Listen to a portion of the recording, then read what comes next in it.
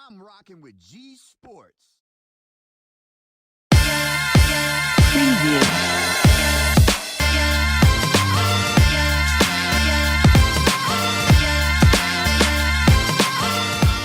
Joining me on the G-Sportz segment today, man, Kansas City Pro Bowl and Super Bowl champion Tyrann Mathieu and coach/mentor, supposed to be, for the DBs out there in New Orleans, Louisiana, Mr. Dell-Lee Collar, man. Appreciate y'all coming on the Zoom to kind of talk some ball and about our relationship, man, and Tyrann, especially, man, about your journey throughout your high school career, college, and in the NFL right now, man. Sure, appreciate you having us, man. Yes, most definitely, man. Glad to do it for you. No doubt, no doubt. Tyrann, man, you coming off a magical year last year, man, winning the Super Bowl with the Kansas City Chiefs. You talked to a lot of people. A lot of people think you played a big part into changing the mindset and the mentality on that Kansas City defense last year, especially how that game started off last year in the Super Bowl. Man, just talk about last year's magical run winning the Super Bowl and how you played a big part into that. Not to try to, take all the credit, but how you kind of changed the mentality on that Kansas City defense last season. Yeah, I mean, it was cool, man. It was already a good football team really before I got there. Just added a couple pieces that they felt, fit with the culture that they wanted, moving forward. I think, Frank Clark, really was kind of what they were looking for as far as attitude and, swagger, on defense. And so I think the thing I appreciate most about, last season is the adversity we had, in the middle of the season. We were 6-4, at one point in the season. A lot of people weren't, necessarily rooting for us. Mahomes was coming off injury. Chris Jones banged up. We weren't really playing well on defense. And so to kind of see us, tune out all that noise and really just stay focused on the goal, I think that's championship, mentality. And we had some good coaches too, that really stayed on top of the X's and the O's, and I think outside of that too, they had a really good idea of how to put certain players in positions to get the best out of them. So I think we did all that at the right time. Obviously had some momentum, going into the playoffs, and I think as long as you got that momentum, you're kind of able to capitalize, off the highs and the lows, So and it doesn't beat it when you play one of the best quarterbacks, ever. Right. And earlier in that playoffs, when y'all played the Texans, a lot of people thought that game was over in the second quarter, but y'all found a way to start getting stops. Of course, Pat Mahomes, he started turning into the big time quarterback that he is. Talk about how that kind of helped y'all when y'all got to the Super Bowl and y'all ran into some adversity. Yeah, well, I'll probably say this too. I think just playing in Kansas City, it's a lot of work we put in, as far as practicing, the amount of situations we go through, the critical moments, having to think, while you're tired, and then too having to play against, our offense. And so I think all that kind of helped build us up for the moments when things weren't going our way, so we kind of had, practice to fall back on, all the reps that we had in the spring, all that training. And I do feel like we're one of the hardest working teams, in the International Football League. So I think anytime we down, or especially it's in the fourth quarter, I think most of our players are going to play their best football. So, and I think we kind of understand that as a team. And, we was just, like I said, we was kind of able to. I think that one of the reasons why I became a fan of you, Tyrann, and I'm from Houma, Louisiana, and a kid that I mentor, Meek Robinson, who just got drafted in the fourth round. I remember when that kid was like in the sixth grade, he was a big time Tyrann Mathieu fan, and I think it's because all the adversity that you went through and how you overcame it. So I kind of want to rewind a little bit. We can go back to high school. Coach Dell-Lee, I know you remember, when Tyrann was in high school, a lot of people overlooked Tyrann because of his size. They felt like he didn't run a 4.4, 4.3. But Tyrann always felt like he was the best player on the field, and I think that was one of the reasons why he ended up being arguably one of the best DBs, one of the best players to ever come through college football. They'll kind of touch on what you've seen from Tyrann in high school, and you've been saying, you know, Coach Dave said it a couple of weeks ago on the Zoom that you've been saying that Tyrann was going to be that guy. So I kind of want to get your perspective on that, and Tyrann, just talk about your mindset going through high school and how he was getting overlooked and how that propelled you to be the player you are. You want me to go first? Well, I think it was you know, a perfect storm, you know, with me and Tyrann, because I was a fundamentalist and he was, you know, a talented athlete that wanted to like really absorb every single thing that I was saying, you know, and you know, he did that. He absorbed it. And when you see kids that stick by you and want to absorb everything and want to get better at what they're you know, trying to accomplish out there on the field, you know, the sky's the limit for them. And like I said, he did it all. You know, I can't say enough about it. You know, it's a shout out to Dave too, because I will tell you, I don't know that he would have played a down offense, you know, had Dave not come. And I think that did help him, you know, get over the hump a little bit with recruiting and things like that. Yeah, I think for me, you know, being able to be, you know, coach, not everybody has great coaching. You know, I think the older I get, the more I play at this level, the more I realize, you know, it's very important to have that good, great first coach. That coach that teach you fundamentals, that teach you the basics of the game, you know, that teaches you route recognition. Like, these were things I all knew in high school. You know, when I was a backside cover 3 corner and number 1 ran a drag route, it was second nature for me to climb high and pick off the post on the other side. Like, so, you know, a lot of that credit goes to, you know, Coach Lee, you know, and you know, him speaking those things into me, you know, constantly. And, you know, I wasn't always the best listener. And so I probably say I didn't always take that advice, you know, but I was always listening.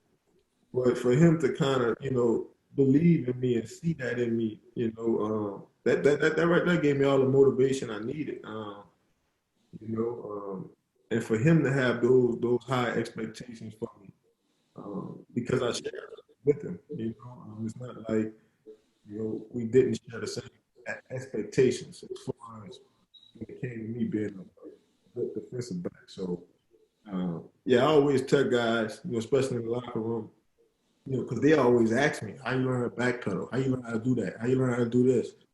And I always bring up coach name because, you know, it's important for people to not see just the splash plays, not see, you know, all those wild plays. You know, I think for the most part, you know, I'm strictly relying on my technique, my fundamentals, like, because I know it worked. It worked for me in high school. It worked for me when I went to camp against 5-star receivers. You know, it worked for me when I got to LSU. You know, a lot of coaches I have now don't even coach me really. You know, like I kind of got it. You know? Right. A lot of that credit goes to Coach Lee. You know, Yeah, I wouldn't let him. He did not press man for an entire season, you know, and I think it's important because it's not that he didn't want to, you know, as I remember, you know, because I think it's important for guys to know how to play off man. You know, I think it's important for, you know, you to, or that receiver, they break the huddle, and within that 3-second span, you need to understand, is he quick, is he fast? You know, can he get away from me? Can he run from me? You know, things like that. You know, is he good in and out of his breaks? All of that stuff goes through your head within, you know, 2 to 3 seconds, and you have to compute it and beat him to a spot. And, you know, then once I knew he had that down, you know, fundamentally, you know, pressing is easy. You know, you go to these camps, everybody want to press, but the minute you say off man, they're fish out of water. You know, and I know for sure that was one of the key essential things that helped him. And I mean, and Tyrann, like, just to touch on just kind of being overlooked a little bit coming out of high school because of your size and things like that and your mindset. I mean, you know, yeah, you know, I'm not the biggest. I've never been, not the strongest. Probably never will be. You know, but can I be the smartest? Yeah, so that's what I focus on. That was my motivation even as a high school player. How can I absorb the most information to get the edge? And then when I got to LSU, a lot of my coaches couldn't believe that I played all these positions and I could speak 5 football languages, but I think coach prepared me for that. And so for me, I never took it personal that people overlook me because I am who I am, but I always let it kind of be a motivating factor, for me when I do get on that stage, when people do cut the lights on. And, I might be the smallest out here, but, 8 times out of 10, I'm probably the best player, on the field. And For real. always kind of use it as fuel to kind of keep me going. And so, but I still do that to this day.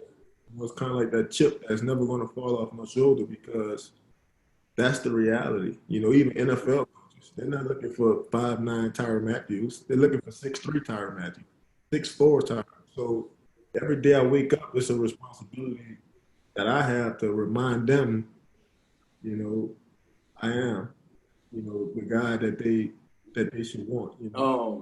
I love talking to athletes about surrounding yourself around the right type of people because I see so many times, like you see kids be ranked top 5 in the country, number 1 in the state, but it's the people they surrounding themselves with play a big part into why they're not successful or why they are successful.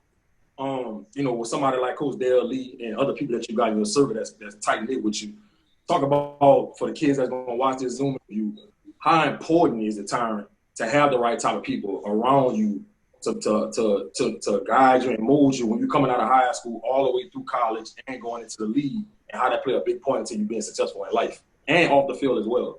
Yeah, I mean, I probably say, a lot of people going to come in and out your life. I think that's just life. I think we got to recognize individually, who genuinely supports us, who genuinely cares for us, and for me, through that, I get my encouragement to be a better me, not just a football player.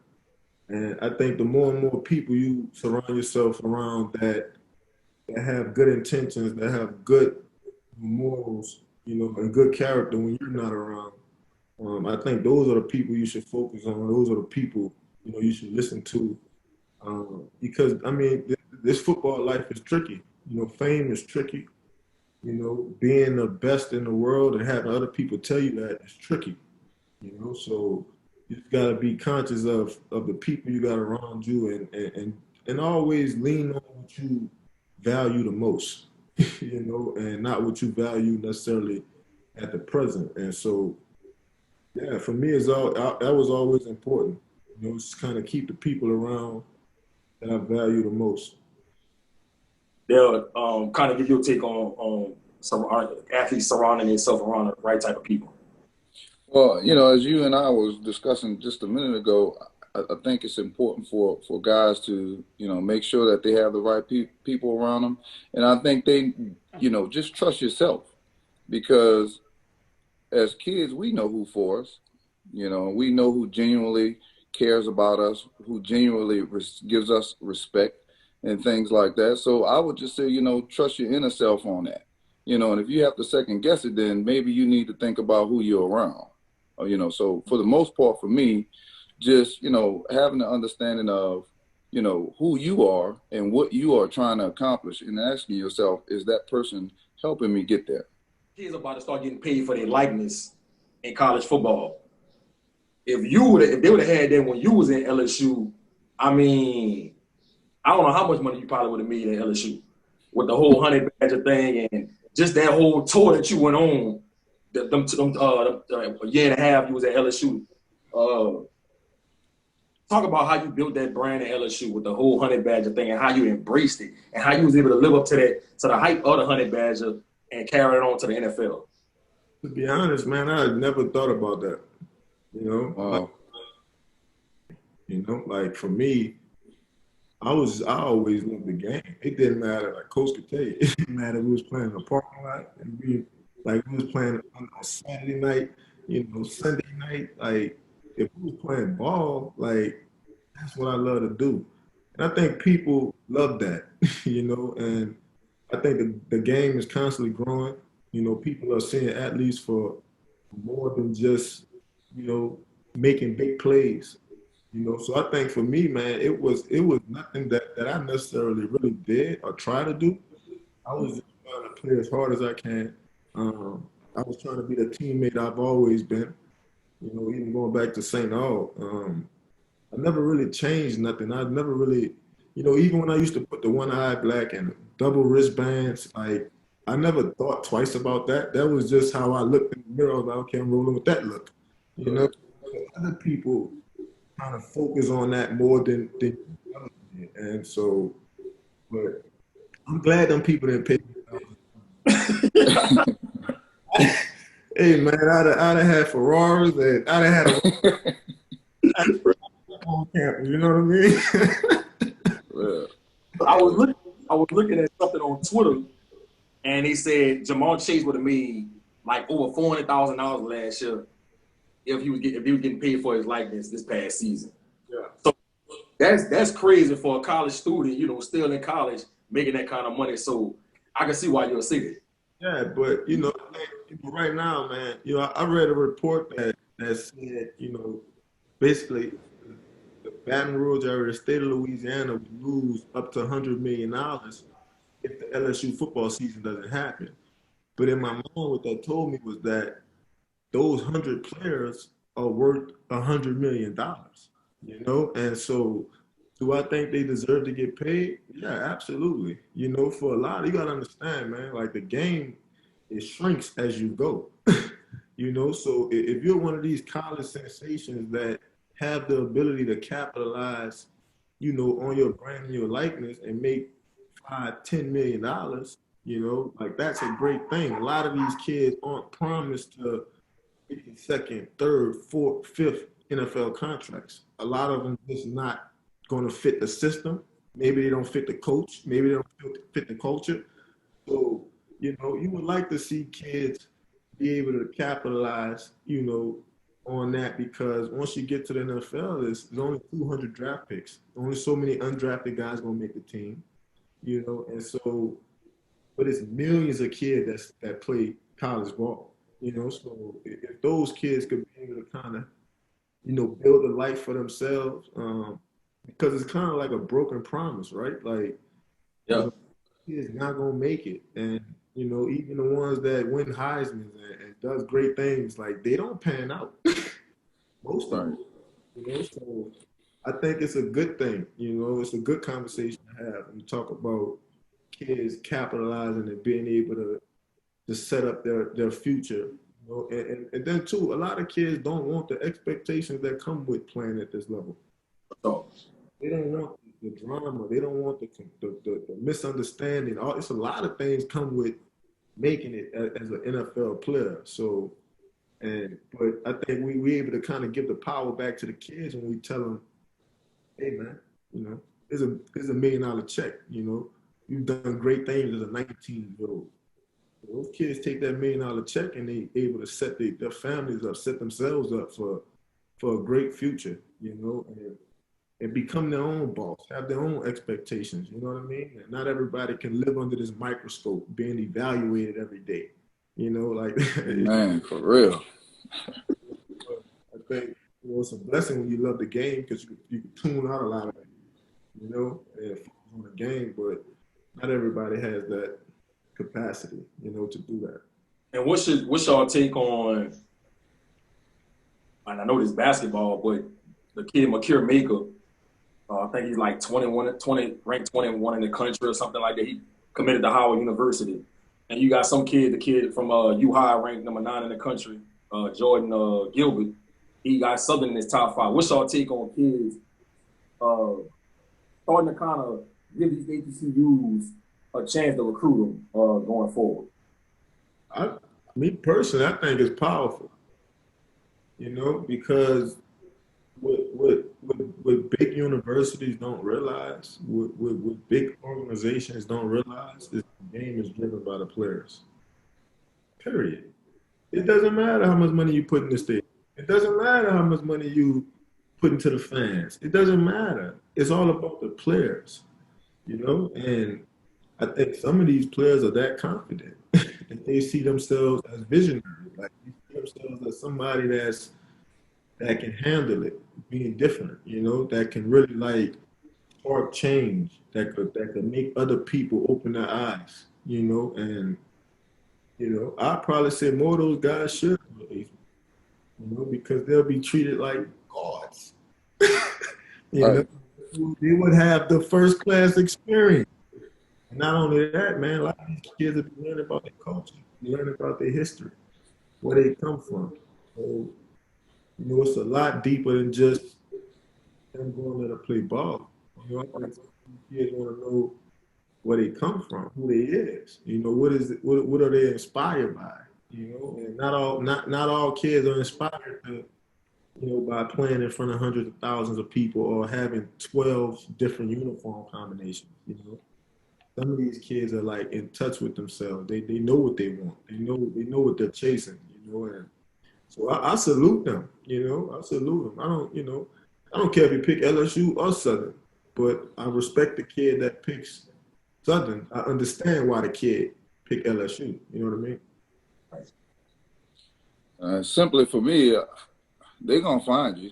I mean, so it doesn't matter. You know, if you go out there and produce, you know, you're gonna get people coming there looking at you or whatever it may be. So it won't be any fall off to me as far as professionally is concerned. You know, so I mean, it's a hell of an experience, and like Tyrann said, everybody's not set up to play in front of 100,000. You know, that really doesn't matter at the end of the day. I mean, you hear him say, you know, it doesn't matter. I mean, you drowning it out anyway. Once you're on the field, it's about what you're doing out there. It's about, you know, execution out on the field. And if you're a big dog and you out there, it doesn't matter who's in front of you. Right. And Coach Dell, you probably see me. I'm a big time advocate on this subject because just simply from the standpoint of kids need to understand, like Tyrann said, we need to understand our culture and where we come from. And I think that HBCUs might not be for every kid.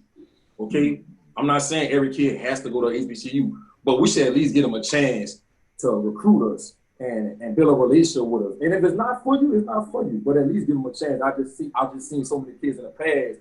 Oh, Southern, I'm not looking at Southern. Grambling, I'm not looking at Grambling. That has to change. And I think that kind of starts at home too, with the people who you surround yourself by. You know what I'm saying? So, and I just want to get y'all take on that because I know a lot of kids gonna look at this Zoom and they need to understand that give your own people a chance to recruit you and build a relationship with them. And it might be a good fit for you. You just don't know. Well, it's not just at home either. It's also coaches. You know, most coaches have to change their view on how they're seeing things. I mean, if somebody's recruiting you, let them recruit you. You know, don't shun anybody because you feel a certain way about something. You got to let people make their own decisions, their own choices, really. So, you know, just as much as it starts at home, it starts with coaches as well. Because I've heard coaches say things like, you know, nah, don't go there, or, you know, maybe, you know, what you looking at them for or whatever. Like, what do you mean, man? Give those people the same opportunity you would give anybody else. Because at the end of the day, it's your people, you know, and you never know who you bond with. Exactly. Tyrann and Dell, what's your take on talking to athletes, and even for yourself right now, Tyrann, life after football? Because like you just said, you know, the league is not promised to a lot of kids, especially if you could be number one in the country. It's not promised that you're going to be able to play on Sundays. And if you do, who knows? Your career might be 1 year, 2 years, 3 years, who knows? But life after football is something I like to talk to kids about. You know, having a plan if football don't work out. Football is just lanyard, in my opinion. So what's your take on life after football, and what's your plans on life after football? And Coach Dell, what's some kind of conversations you had with Tyrann coming up, and probably some other kids you didn't mentor about having a backup plan other than football? For the most part, that's all I really talked about. You know, just about, it's not so much about football to me. It's about, can you finish, you know, once you're done, are you a good family man? You know, I mean, because, of course, going to the league, that's the cherry on top of everything. You know, everybody doesn't make that. you know, and you're blessed with that life. You know, thank God you got it if you're able to get it. But for the most part, that's not my evaluation on Tyrann. You know, for the most part, for me, it's like, you know, he's a good family man, you know, and he's doing good in the world, you know, and that's my evaluation, and that's what I talk about, you know, through in and out with anybody. I very seldom, you know, would even discuss anything about getting to the pros, because like I know the chances, you know, and I know it can set you up. I know everybody, you know, you want to go, but at the end of the day, it's more likely that you don't than you do, you know. Now, there was a time or two that I had to, you know, get some motivation out of Tyrann to say some things, you know, to get him over a hump or two here and there. And, you know, Lord say the same, which he did, it worked, you know. Yeah, I think for me, you know, right now, you know, being in the position I'm in, you know, obviously, you know, being in the community is something I'm like inspired by. You know, I feel like I have a true passion for it. The more I play the game, the more my teammates talk to me, the more I see myself, you know, as a coach, like in some way or another. Maybe it's a life coach, maybe it's a football coach, probably a football coach, you know. But yeah, I mean, that's where I kind of see myself, man. You know, obviously I got a couple businesses that I have, and you know, I'm hoping I can grow those, and my kids can grow into those, and you know, so they're not living or having to live, you know, with the same expectations that I have, that I wake up to every day. You know, kind of be their own person, self-made, their own boss, you know, and live a happy life of their own, you know. But yeah, I think the more and more I play ball, the more and more I see myself, you know, being a coach. A lot of people I meet want me to get into politics. And, you know, I don't know if I'm really necessarily ready for that yet. Um, but yeah, that's where I see myself, man. Somewhere in that world, helping people, trying to do, you know, what Coach did for me. You know what I mean? Because he did. He gave me something I can fall back on forever. You know, like I'll probably always have a football job just because I know football that much. You know what I mean? And that was powerful what he gave me. You know what I mean? And you know, he probably didn't reach everybody, but he reached me. And so, you know, that is kind of my responsibility to reach somebody else. You know what I mean? Right. And see, Jay, what he's saying right there, you know, it's moving to me because it's vision. You know, he has vision for him, his friends, his family, and he sees certain things. And that's all you could ever ask for as a coach. It doesn't matter about him sitting where he's sitting to me. You know, he could be a welder. You know, he could be whatever it is in life. But to hear him speak about what he wants for his kids, you know, what he aspire to have, you know, that's what it's about. Right. But Tyrann, when you was at St. Augustine High School, like say like your junior year going into your senior year, did you have a plan like in your mind, like, all right, if I don't make it to the league or if I don't make it to college, or college is my only ticket, this is what I want to do when I'm finished playing? You know, hell no, I only had one plan. and it was, but I feel like it got me ready though. It got me right. You know, because I had to go have conversations with every teacher. You know, I had to do extra work. It was a lot of personal things I had to do so that I can get to my plan A, because I didn't have a plan B. And so, yeah, I'm one of the fortunate ones. That's why I feel like I'm tremendously blessed, not just with man things, but with like Coach said, that gift to see things, like that gift to kind of help speak that into other people. So, but nah, I only had one plan, man. That was to try my best to get to LSU. You know, I had a lot of work to do. You know, I think I finished my senior year with like a 3 point, something like that. Like a 22 on the ACT. My first ACT score was a 13. You know, so Yeah, I was happy that for once in my life, I had to focus in. I had to really, really tell myself, is this what I wanted or not? And from that point, I knew I could do Kansas City anything. safety, Tyrann Mathieu and Coach Dell-Lee on the Zoom. This is the fun part of the Zoom. All right, not to put too much pressure on y'all, but I'm going to ask these couple questions to y'all. Tyrann, I'm going to go with you first. Who is the best high school player that you ever seen? That I ever seen, Yeah. honestly, without being biased, Yeah. one of my teammates, Terrell McCall. I can see why he would say that. 100%, like communicator. Like nothing got over his head. Like talk about running an alley. Like talk about being fundamentally sound. Mm-hmm.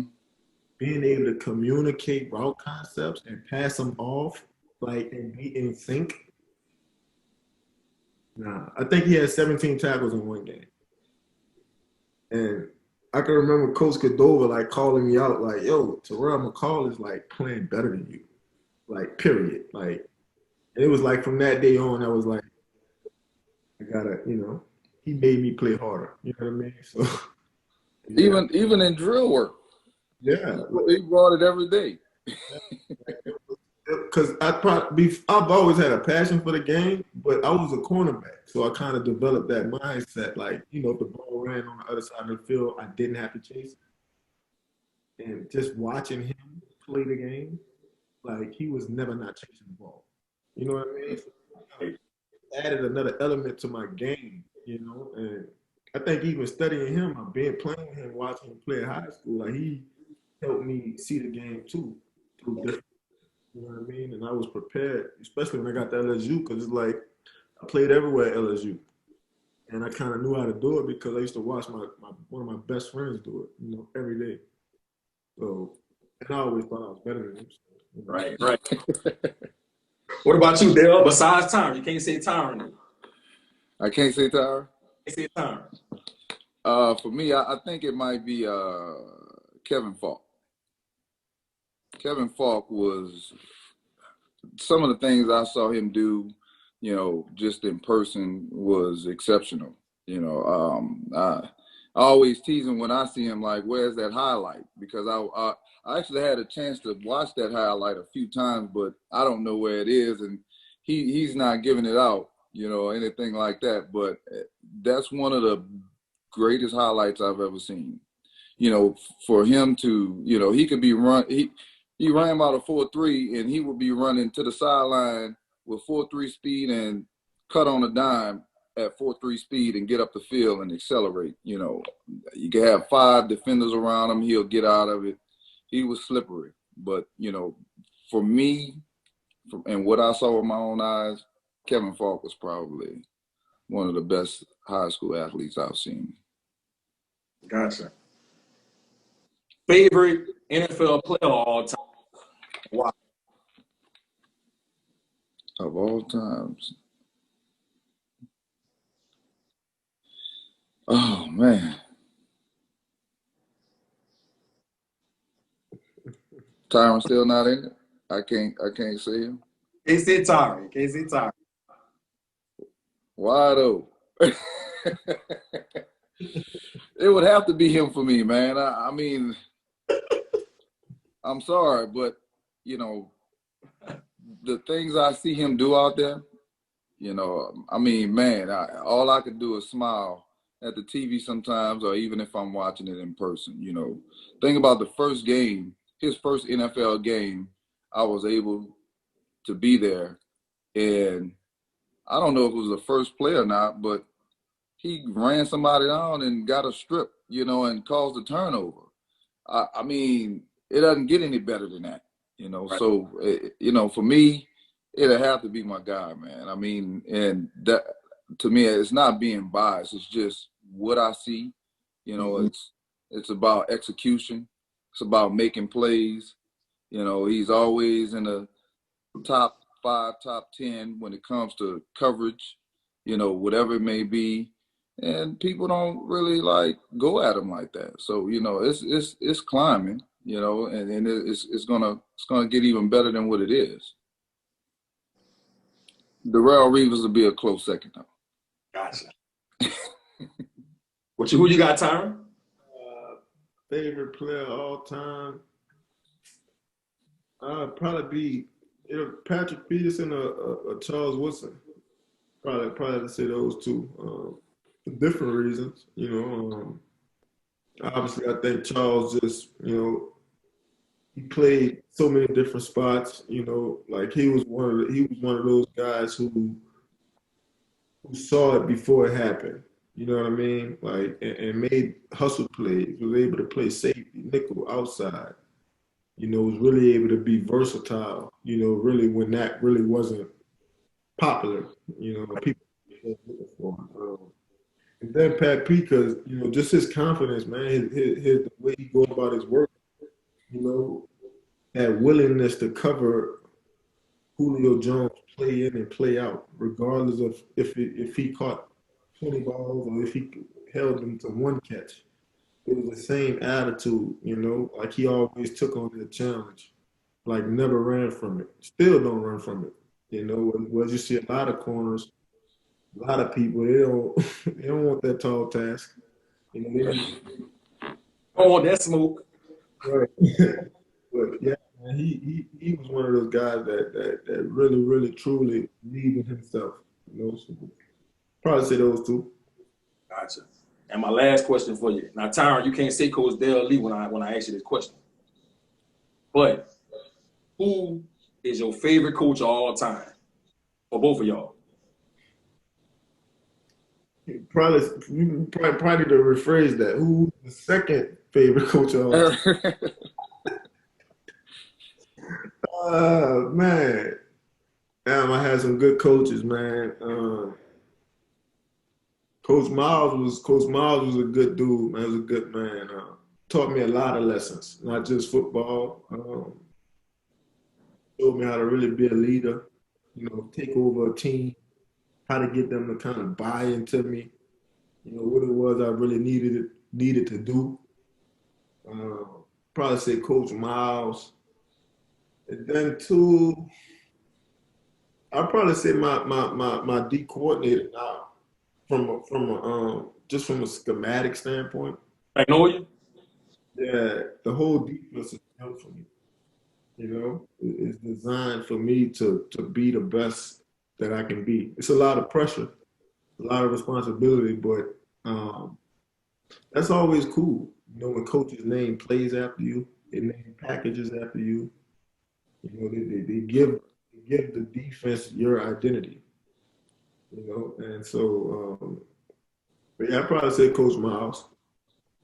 Gotcha. What about you, Dell? Coach Dell? It'd have to be Belichick.